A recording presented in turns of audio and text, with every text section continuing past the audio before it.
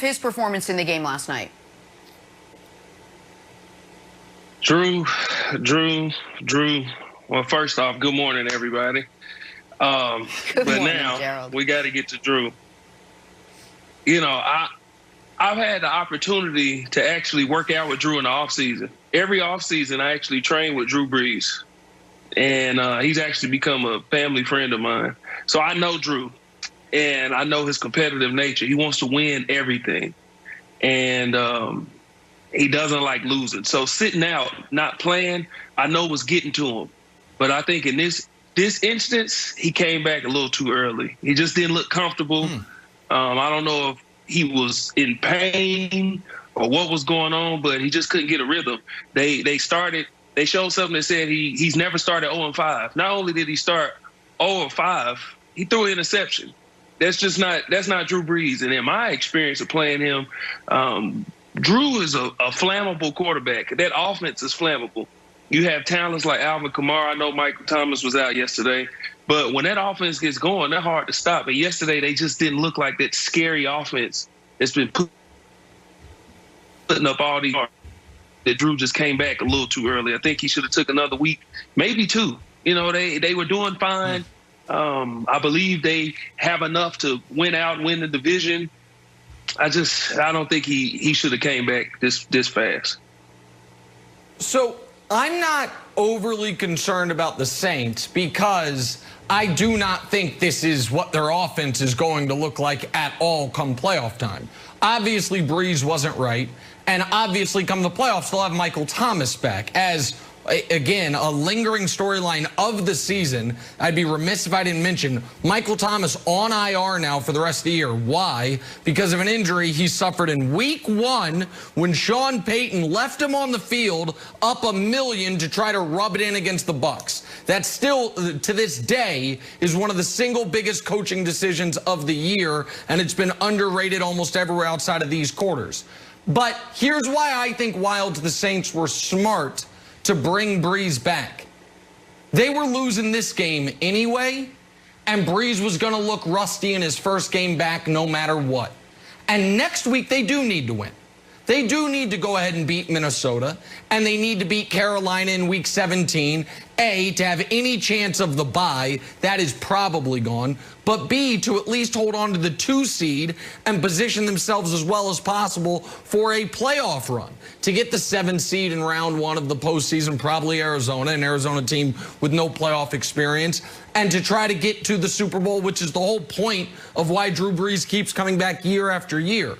So I think they were drawing incredibly slim against the Chiefs no matter what, and I would expect Drew to look far better next week because I thought he looked far better in the second half than he did the first half. Yeah. I thought you saw him knock some of the rust off after the opening 4 or 5 drives of the game.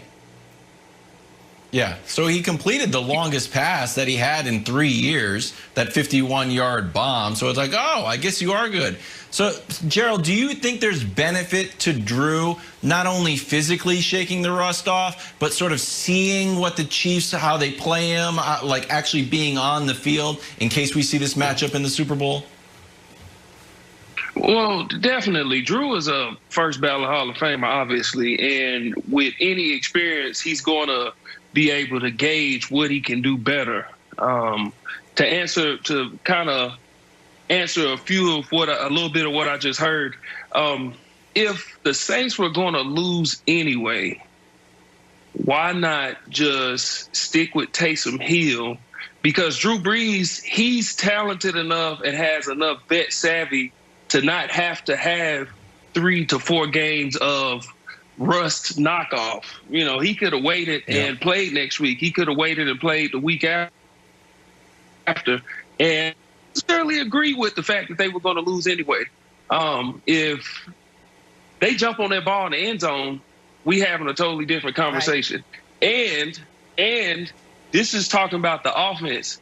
The defense gave Patrick Mahomes fits, but they did one of the things that I said they needed to do, they didn't do. They did not stop the run. They did not stop the run. They didn't blitz him, and they gave him trouble all game. He got hit more than he's been hit. He got sacked more than he's been sacked. He's been pressured more than he's been pressured with a 4-man rush. So they had them all over the place. The defense was doing their part. They gave the offense chances. Yeah.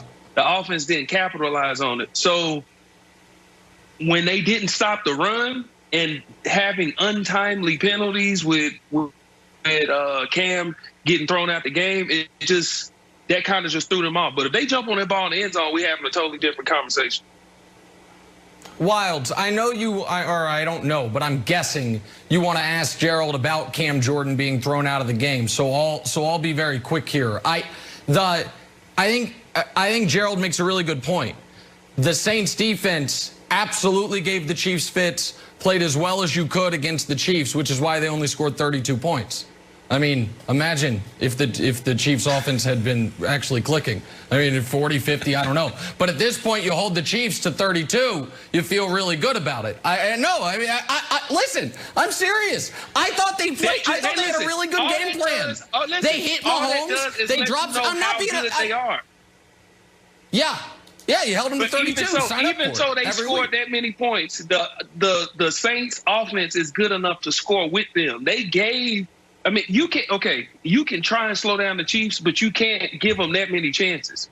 You cannot give them that many chances. If the Saints are scoring as they're stopping the Chiefs or trying to slow them down, then we're having a totally different conversation. They can't just run the ball. If the Chiefs are not running the ball like they did yesterday, things are not opening up like they did. Once they start running the ball, things start to change. Patrick Mahomes made some magical plays yesterday. He made some incredible plays, but that's why he's getting $2 billion. I mean, what can you say, Patrick Mahomes? Got a raise. Gerald, what was your take on Cam Jordan's ejection? He handled it like super professionally. It's just like, oh, okay, that's what it is. And after the game,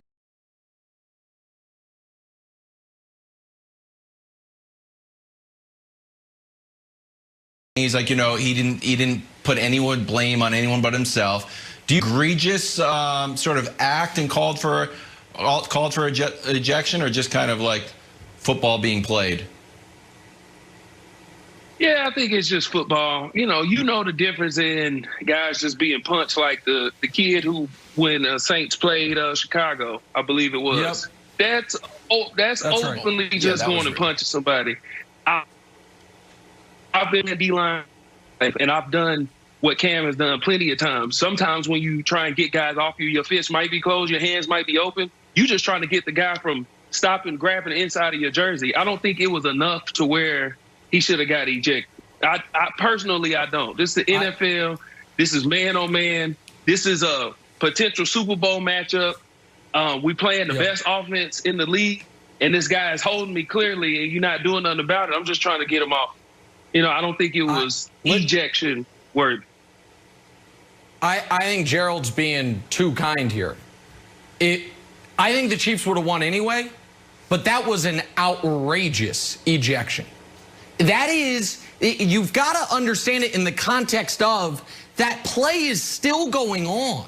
That what Cam Jordan did, if it's while there's a loose ball on the ground and there's a pile being peeled off and the play is clearly dead, then you get kicked out for it. But Andrew Wiley is still blocking him. And I understand Mahomes has thrown the ball already. You can't kick a player out for this. And I do believe the Chiefs would have won anyway. But if I'm a Saints fan, I say it's 15 yards. Our best defensive player gets kicked out. And on the very next play, they run an option right to Cam Jordan's side and score a touchdown. I mean, it is right to him. I'm obviously the resident Chiefs fan. I thought that was a way overzealous ejection, especially for a player of Cam Jordan's reputation, which is not of a dirty player or a cheap shot artist. Like, I was shocked when they announced the ejection. If I were a Saints fan, Jenna, I'd have been very, very upset about that. All right, well, it obviously, I don't know if you'd say it cost them the game. They couldn't pull it out afterwards, and the Chiefs once again made Nick a very happy man this morning. Next up, another veteran quarterback. We're talking about Tom Brady needing yet another epic comeback to beat the Falcons. But how much credit does Brady deserve? Gerald's sticking around to give us his answer next. First things first.